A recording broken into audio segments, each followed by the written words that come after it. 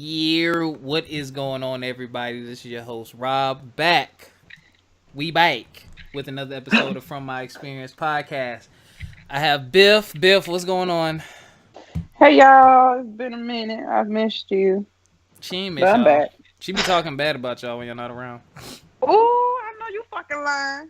Yeah. Told you. See, I be missing y'all. That be Biff. That be he be running off on my You lies. ass. Nah, but yeah, sometimes of course we all know life happens, and life has been happening these past couple of weeks. So we're back. That's all that matters. We're back back. and we're black. And that's a fact. So y'all probably y'all probably hear a third voice. That is a very special guest. I want to start off by thanking her for responding to my randomness, because y'all know I just be on social media looking for people to have on the podcast to share their experiences with you all.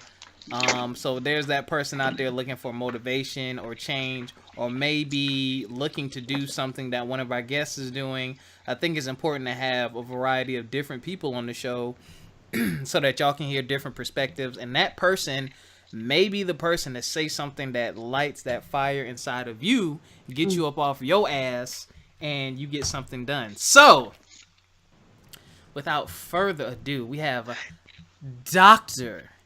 Eve Hudson. Hola, ¿cómo estás? We only speak in the English. No, you don't speak the Spanish today. Nigga. What up? Okay, there it is. Now, hey y'all, what's up? How's it going? What's up? It is going well. How are you? I am wonderful. I'm really excited to be here with y'all tonight. This is fun. This is the first time I've done this way. Really? And so I'm like, oh, check y'all out, because it's a real ass conversation. we talking for real. Wait, now you have a lift the arm up again, Biff. What? Don't do her. Don't do her. To make sure it was naked under there. It's summertime. I ain't got time for that shit. So, okay, you're an author.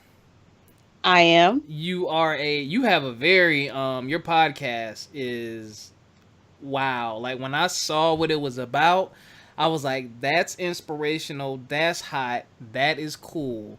Thank you. I need to actually I'm gonna start following and listening and Listening? Yeah, because I used to listen to a bunch of podcasts, and they kind of got stale, so I needed something new and fresh. I'm definitely going to add yours. So I'll let you tell the people more about what you do, then we're going to get into all your personal business. Okay, so Dr. Eve Hudson, a native of Charlotte, North Carolina. Love being from the Carolinas. I think it's the greatest place on earth. Biased. I'm talking at okay, never mind. But graduated from HBCU, went to Shaw University undergrad, left Raleigh and moved to Mississippi.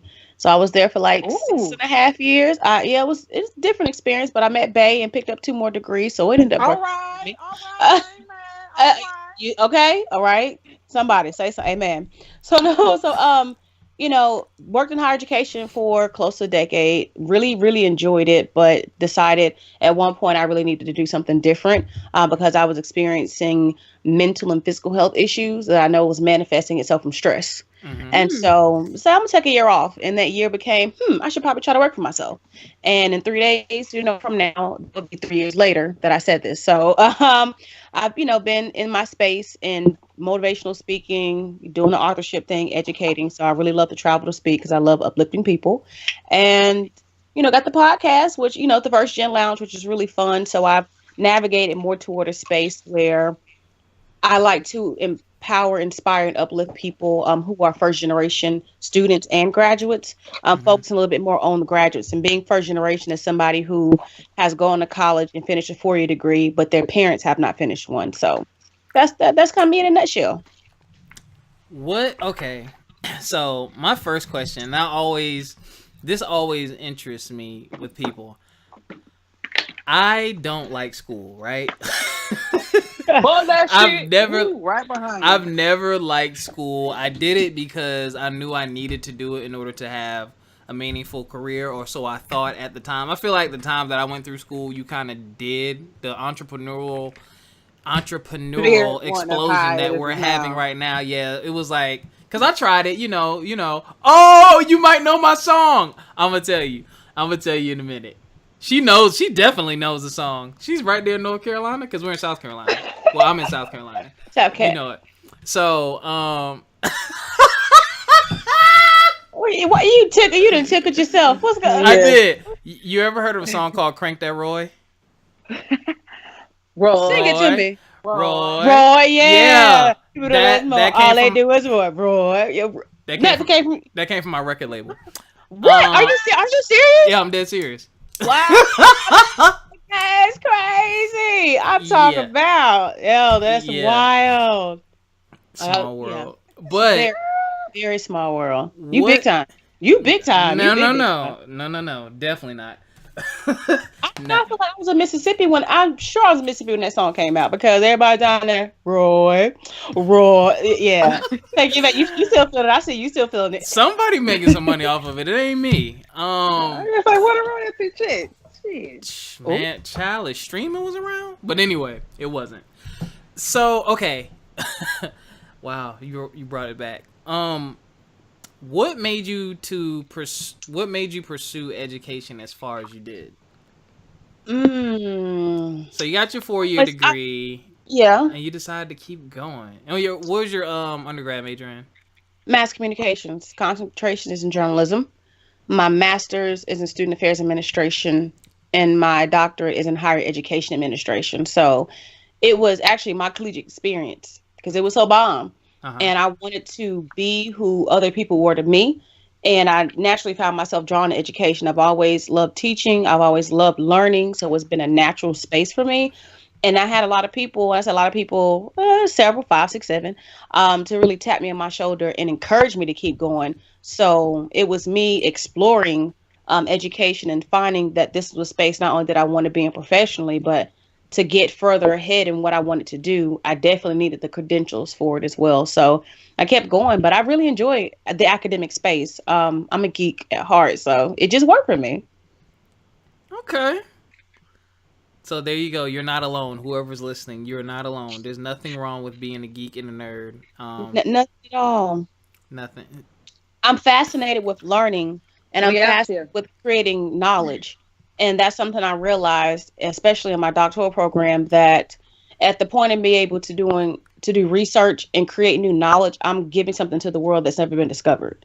And that was like so when I realized that, it took on a whole new meaning, that I can literally change the world just by creating new knowledge.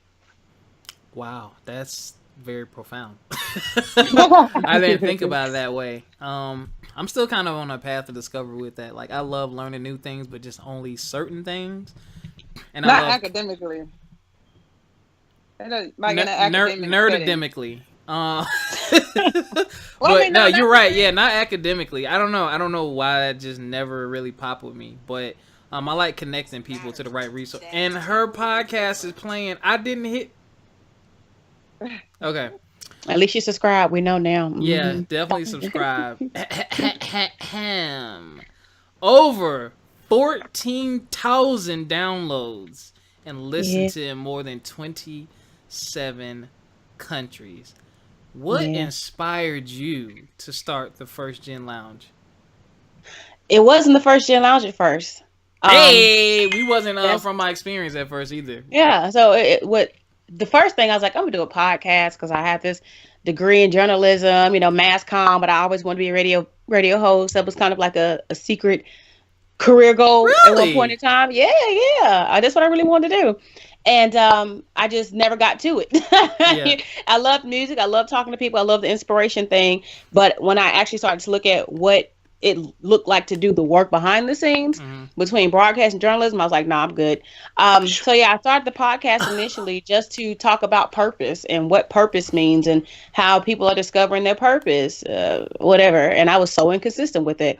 And I want to say it was March of last year. I was talking to one of my homeboys about me having an outlet to talk about experiences using the podcast. I need to be more serious about it. But I kept complaining about being a first generation college graduate. And I kept saying, I think a lot of this is, my challenges in life are attributed to the fact that I'm the first in my family to go to college. And he was like, I've been waiting for you to say that for like a long time. I'm like, what you mean? Because I wasn't necessarily tuned into the fact that who I become as a professional, as an entrepreneur, as many things was attributed to the fact that I am first gen, because I'm experienced a lot of first.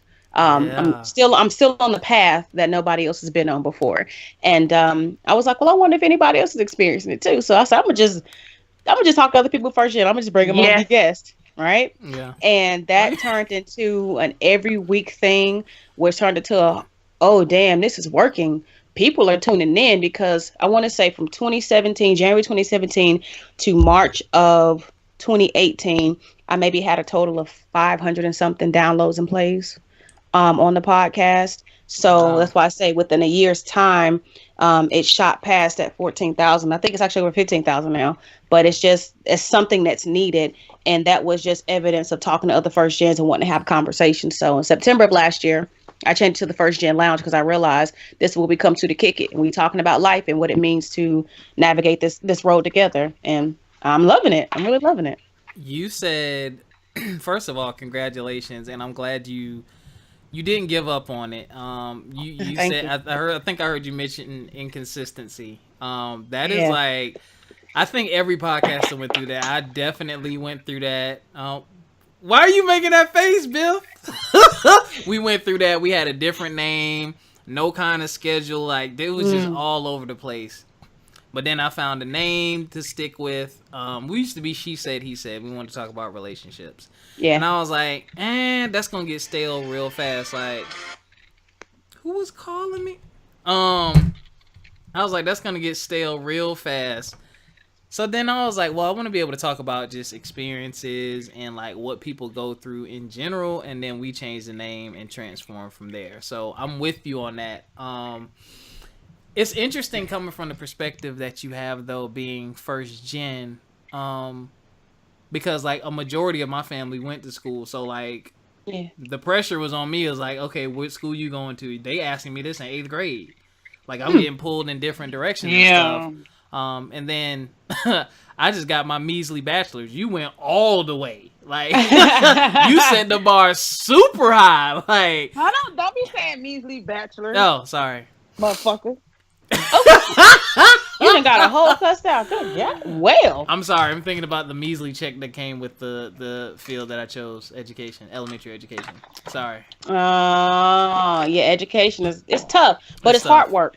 It's hard work though. Yeah, it is. I touch and that's why you pursue it. Absolutely, but that's the thing about choosing a profession. It's not all about the money, because you can get money all day and not be happy. But if you're really making a difference, like that means more, but they don't, I can agree they don't pay us enough in education for the work we do, for the lives we change. But, it's a reward that when you see your students doing well and they're going off and they're doing amazing things and you pull them out of poverty, some of them, you helping some of them navigate relationships, whatever it is, there's no amount of money that can like return that feeling. Like there's no amount.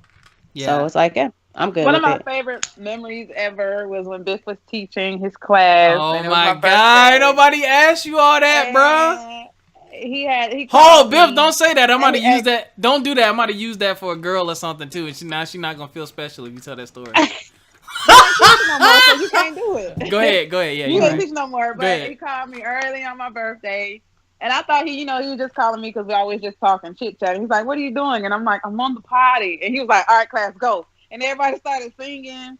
It was so sweet. I was crying on the potty, but they told me he sang happy birthday. But I just want to put that little small moment in there. I was like, that's why we're Bff. That's sweet. That was really sweet. It means you just got to do something different now. Everybody in class got to sign their card or something. My bad. You're not teaching no more. No, I'm not teaching no more. Okay. Oh, dang, what? That's sad. Oh, yeah. Bff said, fuck them kids. We ain't got some money. Wait. I did not say that. No, but actually, I'm a first gen baby. Actually, my mom just got her degree maybe a year or two ago. Wow. Really proud of her. Go to her. She actually took herself back to school. But I was a first gen, and I was actually the first one to graduate. So it was a lot of new experiences and kind of navigating, not by myself because my mom was with me, but it was both new to both of us. Yeah, facts. So it was a little different. And initially, I started out at a HBCU, go SC State, whoop whoop. But you then understand?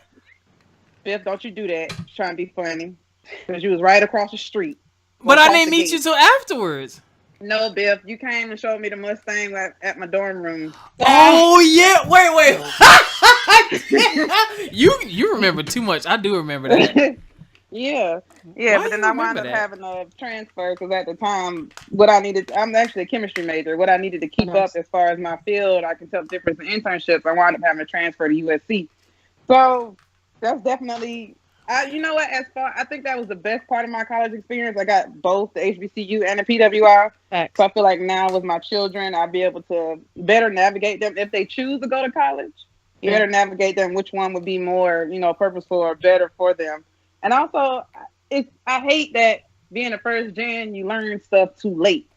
It's like, I got to school. If I would have known, do 2 years at a tech school and then transfer to a university, so you would have a whole hell of a lot of money. I wish I would have known that, or I wish I would have known, you don't have to have a bachelor's. You can go to Tech Way. There's a bunch of tech jobs. It's actually, they need more tech jobs. Go to, your local tech school. Go to community college. Get those jobs. And we need plumbers. We need cosmetologists. We need electricians.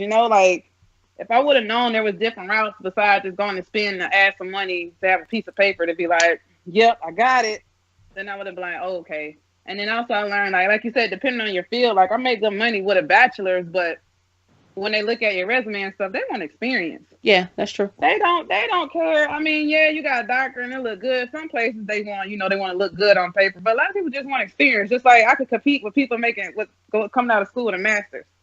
I'm making more than some people that come out of school with a master's right now just because I have experience. But I wish I would have known that, going into school, because I would definitely took a different route or, tried it a different way or it was just so much. And it's like, you learn, you know what I'm saying? You're learning as you're going. So it's kind of like you got to hit the bump in the road to be like, oh, okay, now I know the difference. And I think that's probably the biggest, I think that's the biggest con to being the first gen.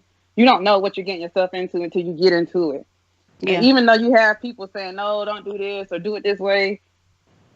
It's like, can you honestly take their word for it? Because you don't know. There's nobody you can contact. It's not like you call your mom and be like, Mom, what's up with this? Like, she didn't know either. She went through it with me. And then when she finally got to school, she was asking me questions like, do this make sense? Or should I go to the registrar to do this? Like, why would I want to spend money doing it this way? Like, she learned from me. She took herself to tech school first. And then finished her last 2 years at university. Nice. So she has half the amount of debt that I have. So I'm like, I'm glad I saved her that little bit. It's my mama, so, that's a tip I would definitely give her and my kids. But it's just like, damn, would have been nice to know. But again, it's just, I guess that comes with being the first. You got to experience everything yourself. That's true. But see, the experience wasn't in vain. And a lot of times we think so much about ourselves, though, and why this happened to me, but think of how many people you can help now because you share their story. And so that's how I look at a lot of things. Whatever's intended for me is intended for me. And when I'm supposed to learn from it, I'm supposed to learn from it because it's not about me that I'm experiencing a lot of this thing called life. It's for other people to be able to help them. Because what's the point of going through stuff if you can't teach somebody else how to be better? And then that's the first gen plight of things that we don't know. But I mean, would you have met your best friend had you not gone to South Carolina State? So you got to even look at it, how it looks when the grand scheme of things would have maybe, okay, maybe, but but there's but I think everything happens for a reason, because you wouldn't be where you are if you had not. That's what I believe that. It's all good though. That's true. You just brought back a memory there. I really did forget you. Really did forget that you went to state. I don't know why I thought I met you when you was at USC. I'm old, yo. All right. No, because I was getting ready to transfer. You must have been, because when I met you was in Columbia. If I would have known, I would have saved my gas and my money on that T-shirt. We met something with that Bejeweled T-shirt. The first time I met Bill. Yo, hold on, yo. You've already told this story. We have a guest. Anyway. She don't know. She don't want to hear this. Biff had a 3X extra large bedazzled T-shirt and It got was mad not because bedazzled, yo. You're gonna stop. Bedazzled. You're gonna stop saying my shirt was bedazzled. It was bedazzled. It was like one of them little Ed Hardy shirts with all like the rhinestones and stuff on it. Bedazzled. Fly. You sound like a hater. I am mad. So this is not how an interview goes. We're supposed to be talking to our guests, not each other, and telling embarrassing stories. Okay. So more outside of this, no, I want to know more about your personal stuff. Outside of this, what is your family life like? Like, was it hard meeting the love of your life in the midst of attaining all your accomplishments and accolades? Like, no. He's actually been the reason that I've gotten where I am. A large part of the reason, because he's been my biggest supporter. I actually met my husband at a game night the semester that I was going to grad school. So it was over the summer. One of my sorority sisters was like, yo, I'm having a game night in Jackson. Why don't you come through? And I was like, I've never been to Jackson. Cool. So I drove out there, and, you know, when he walked in, I was like, ooh, who was that? That's going to be my boyfriend. And, you know, while laughing, joking, whatever, I was like seriously smitten when I saw him, and he shook my hand. I was like really feeling him. We didn't even exchange numbers that night, but like a month later, Facebook started doing that people you may know, and he popped up, and I was like, that's that dude. That's that. Yeah. So I was like, yo, why did you ask me for my number that night? Like, what's up? You know, you. I just want to know. Well, that was 9 years ago. So almost 9 years ago. We've been together for over 8, married for almost 4. So thank you, Facebook, for what you've done for me, for the people you may know. Look at you, Facebook, doing and he was something like, good. he was like, how she know my last name? I was like, I didn't. It was, you popped up, and I was like, hey, what's up? That creepy stuff. I know. Very, very much so. But hey, you know, search my name. No, I just, not at all. So yeah, so I mean, it's in terms of him helping me. He's an educator as well. He's a first gen PhD too, and he just understands the power of education. You know, education is one thing that you get. Nobody can ever take that from you. And, you know, I understand formal education, the only way to be educated, but there's something about the formality of education. So, you know, always pushing me, help me get through my dissertation, support me going through classes, showing up for events, whatever. So I just think that's been cool. So in terms of family life, we don't have children. And that's something else that's really big for me to get to where I wanted to be professionally before I even thought about kids. And then being married, actually, if I went for my husband, I wouldn't even really be thinking about kids, to be for real, because I've never wanted them. But I'm open, and that's really, like, I'm dreaming and I'm hopeful because of the relationship that we have and the bond that we've built over the years. So, yeah. That wasn't juicy enough? No, that was actually good. A lot of times you don't, you know, everybody's love story is different. And just like you said, I know plenty of professional women, like you said, who babies and marriage isn't on the forefront of their to-do list. And a lot of people, you know, society has like, you know, you need to get married and have babies as if that's just a priority. Yeah. And it's not. Like, it's not for everybody. Some women don't want to have kids. Some women don't want to be married. And that's great that you said, you know, initially, like, you know, that's being honest with yourself. I got shit to do. And, you know, kids, you know, complicate your life. I love my baby to death, but kids complicate your life. And, you know, now you got to do with a little person on your hip. So I get where you're coming from. Like, okay, that's just being honest. And it's good to hear somebody else saying, hey, it's okay not to want that initially. It's okay for you to be like, you kiss my ass, I got shit to do today. It's good to hear that. I have friends, but it's just so, you always hear, you got to get married. Where's your husband? Where are the kids? Do you plan on having like that? It's annoying.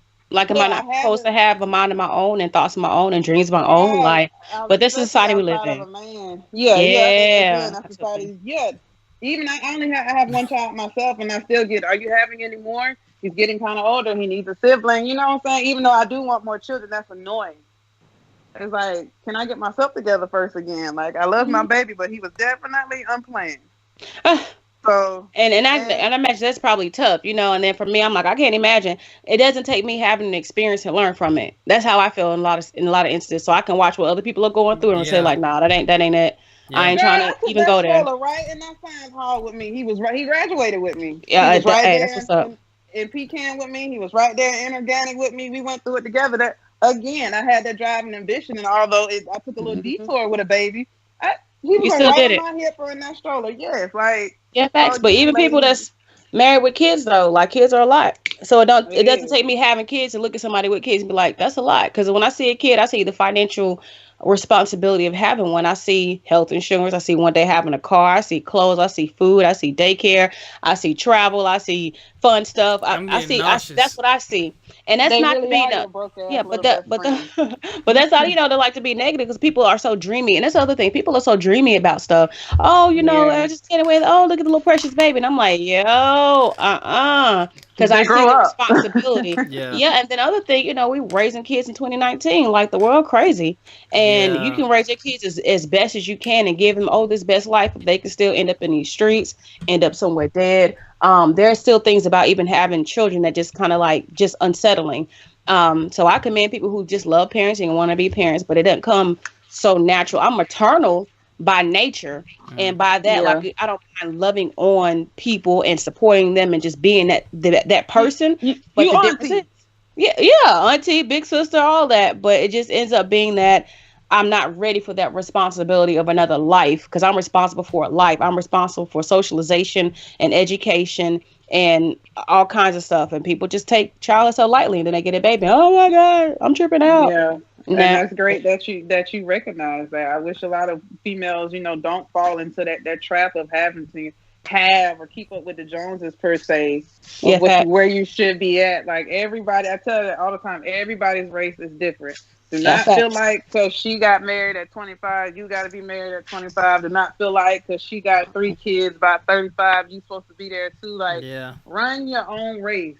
Yeah, there is no time limit, and we're so far advanced in technology. Like, women damn near having kids up to 50 now. Like, as long as you got, or hell, even if you can't have the kids physically yourself, now you can find your surrogate. There's somebody willing to have your child for you if need be to go that far. Yeah, like there is no timetable on anything. So it's just like, don't rush yourself and get caught up with what society thinks you need to do. Absolutely. So I think that it's great to hear that you said, I'm still taking my time. I'm still, I can wait. And that's good to hear that. Yeah, I appreciate that.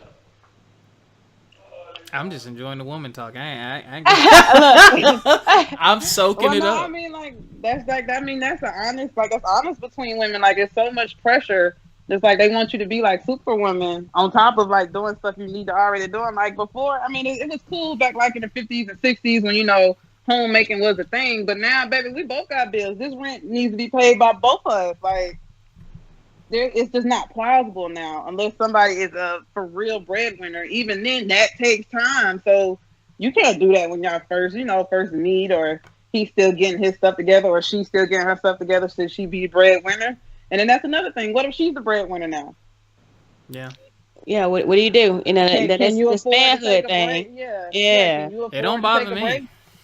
I've been with the breadwinner before, and we never once argued about money or who made more, because you have to be real. I have a bachelor's in elementary education. I venture to say 80% of women, 90% of women, 95% of women with the bachelor's degree gonna make more money than me anyway, based off of that. So it's like, I'm not gonna get upset with that. I know what I chose. But now we're like in a competing field, and you whooping my behind. Maybe I feel differently, but it's like, as soon as I say I'm an elementary school teacher, she like, oh, that's sweet. He broke. Like, I know, like it's just, it's true. I mean, I don't do it anymore, and I found other ways to supplement and make money. But that's never anything that bothered me. I always want someone who has a team mentality. Like, it's not like, if we're gonna be serious, it ain't I make this and you make that. It's we make this. What are we gonna do with all this money we making? But we don't. I mean, like.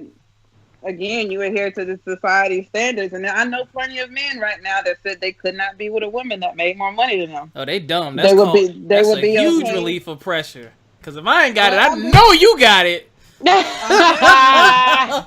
telling you, I don't get that concept. But again, people get so caught up into these standards and what it's supposed to look like, and I'm supposed to be, their ego is hurt. Yeah, their ego is hurt. You know what I'm saying? We struggle so long to get on. We still not on the same platform, but somewhat even and get better wages for ourselves. And as soon as we get there, some men are like, I know you fucking lying. You make more than me. And every guy that I've dated since I've started working towards my career, I make more than. Just because my career is not, it is lucrative just because of the stuff that we deal with.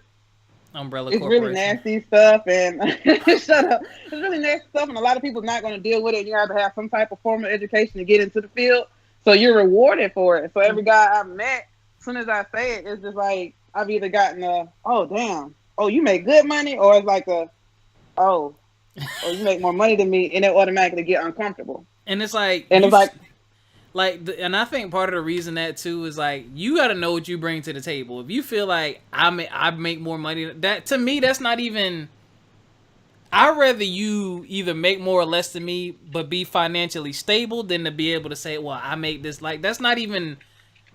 When it comes to what you bring to the table, I don't even think that should be a thing. Like, what else do you bring to the table? Like, stuff like good sex and all that. Like, especially this day and age. What's your personality like? Exactly. You can make more money than me, but damn it, are you a good girlfriend? Yeah, exactly. Just like on the flip side, you have men who egos are bruised. I know women who can't get a damn man because they too busy saying, "I make more than you. I can do this on my own." Yeah. That right there is what they run from. They're scared of that conversation, but it's like.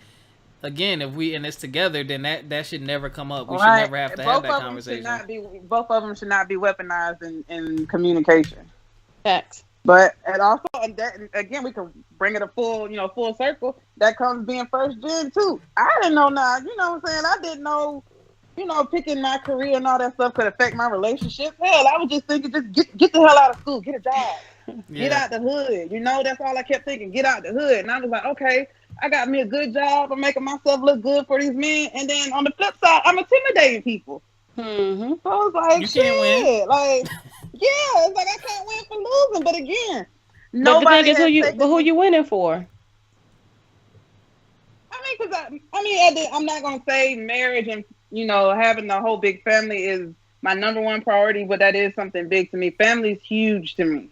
I can understand. So it's just like, although I'm very proud of myself, I'm definitely not ashamed of what I'm doing. But the fact that it even, I guess I'm just aghast that it even affects my love life.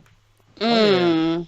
And that's the shit that I think that's what confused me for the longest. Like, ain't that something to be proud of? Wouldn't that be something a guy be like, hell yeah, I want a woman like that? Like, why is it? It didn't make sense to me a long time. Mm-hmm. So finally, I was just like, you know what, fuck it. If he's scared, then that's on him.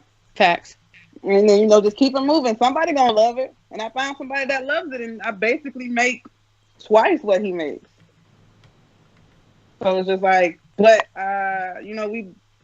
we mesh. That's it. Yeah. It's not a forefront. It's not an issue. Like we've already talked. Like, should we move in together? He was like, I'll pay the rent. No, I said, I'll pay the rent and you just handle all the other shit. You said move in what? When we get there, Bill. When we get there. When we get there. But something as simple as easy as that, instead of being like, oh, well, you make all that money, you can pay all the bills. Like, you know what I'm saying? It's just something as easy as that. Find somebody that compliments you. But it was just like, I had to, I had to fight and actually look through and, like, what do I like, what I not like? Is that intimidating to you? And I finally found somebody that's not intimidating to. But it's like, that's an experience. Nobody told me about that. Nobody said that degrees, could intimidate somebody. As soon as you say, what do you have a degree in? Chemistry, what do you specialize in? Inorganic chemistry. 90% of people don't even know what the fuck that is. You had me lost at chemistry. Yeah. The first thing they say, oh, you make bombs? Oh my God. Okay. Onward and upward. And it's just like, I'm just saying, but soon as somebody hears that, it's like, oh, you know what? Let me back up. She's too much. Like, yeah. So I was just like, oh, okay. So, like it's a good thing. Got nothing to do with you, though. But, and the thing that I just truly believe at this point in my life is that you don't have to find them. They'll find you. And you'll know. But in the meantime, just have fun. Yeah. I ain't saying too much fun. I ain't saying too much fun, but you'll have fun. Because people... Safe fun. Well, I think that a lot of times, and that's the other problem. A lot of people, we spend too much time trying to find a perfect person. Trying to find somebody who maybe even some, I don't know. I'm not a man. I can't speak from a man's perspective. But maybe somebody we can be better than, or we got something going on. Like I said, that's not intimidating. Ooh, yeah. I don't know. I'm fortunate that my husband has never been that person. He's a champion of all things us. And so if it helps make us better, like, for example, when I left my full-time job, it was going to make us better for me to be better. Right. And understanding that, babe, whatever you need, I got you. So it's just finding that balance. But I think I mean, a lot of times too, we spend so much time trying to find that person. We just don't let it happen. And so we're looking and searching, and God is kind of like, I got other things for you right now. I need you to focus on this.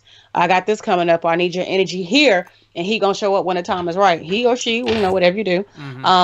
But so spend time focusing on yourself, because the problem is a lot of people ain't got themselves together and they're trying to figure out why it's not working. Their energy is off of themselves. So until your energy is right, you're not going to attract the person that's for you anyway. My take. You better say it. So, okay. Talk to me about what was your support system like, you being first gen? What was your support system like? What kept you going? And did you ever hit a brick wall and just be like, you know what, I'm done, I don't want to do this anymore? I've hit several brick walls. My support has been definitely my family. My mentors have been a really big support, my friends, and when I met him, my husband, so my boyfriend, fiance, husband.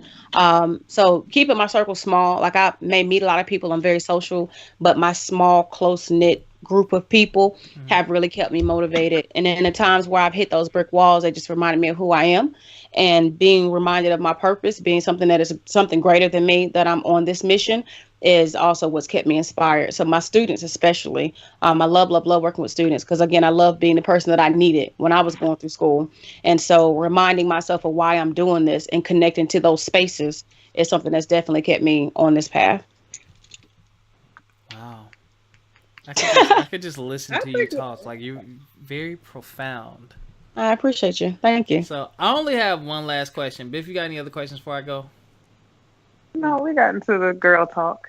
I know. You got Biff feeling great. Biff don't talk to me like that. Right? Jesus. Oh, for real? Okay, then. Biff, you can't relate to being a woman. But that's you're learning. True. You learn this, but you get something, though. You get something. I did. Yeah, I did. What women think? What women think? Biff, I do talk to you when it comes to like relationship stuff. I always ask you, what is your viewpoint as a man? But I didn't think about your struggles as a woman and being, your career field and stuff like that. I didn't know that you was going through that, Biff. You never talked to me about that kind of stuff.